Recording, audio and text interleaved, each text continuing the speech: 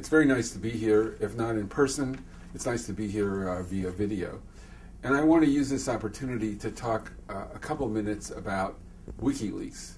Why WikiLeaks? Because WikiLeaks is a kind of interesting defining point in thinking about the internet, thinking about communications, thinking about government and information in the future. And it certainly is of cataclysmic, revolutionary nature, it seems to me, in terms of redefining things, in terms of redefining who's a journalist, what's the press, and how to think about confidentiality. So I want to start by talking a little bit about freedom of information laws themselves. One of the things that's very interesting here is how important we get to see how important information is, how the whole public debate is changed. And this raises very important questions about where has the press been. That is to say, how could it be that we're learning so much through these cables that the press was not able to cover? Obviously, the press can't cover everything, but it demonstrates significance of information, the relationship between citizenship, global citizenship, and these great reservoirs of debate and communication. So that's one positive about it.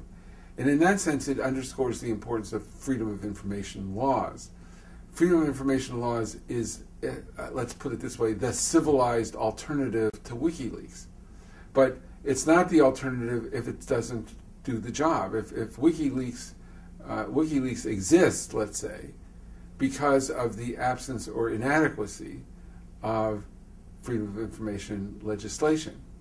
So what I think is being framed here is, can governments construct a appropriate, legally defined mode for asking for and revealing information that will justify a general prohibition or critical approach to a kind of WikiLeaks view of how to deal with information.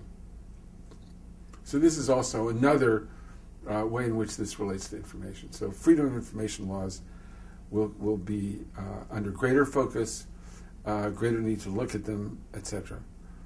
The other thing which I've written about a little bit in a piece in the Huffington Post is how the whole WikiLeaks episode will lead to greater controls on information.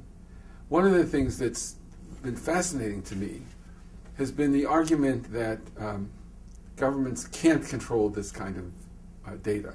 That is to say that technology precludes the opportunity to capture and prevent the public from gaining things. The world is too porous. The world is too interconnected. There are too many people out there who have the capacity to hack into sites. Governments are not going to accept this lightly. I don't see them rolling over and saying, "Oh yeah, I get it. We can't do this. We can't control information anymore." Definitely, there will be responses, and we already see the tightening of responses in the West and throughout the world. This part will be very significant to this seminar and to seminars for years to come. I say, how do governments demonstrate their resilience? How do they react?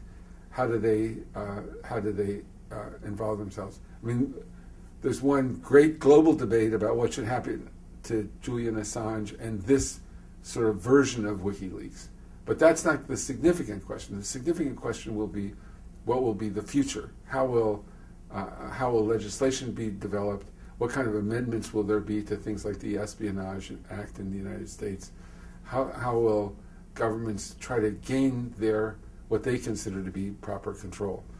And I think this is really fundamentally about whether there is the potential for law. That is to say, in a democratic society, can there be public decisions about how information should be made available? And then will citizens abide by those public decisions, those laws and regulations? We're now in a situation where that itself is in question. That is to say that it's impossible for technological reasons to create an environment in which there is a measured approach to information disclosure. This may be a great victory for mankind, but I think it will be one that will be examined, pursued, discussed, and evaluated over the next few years. And this seminar will be a great place to start. Thank you.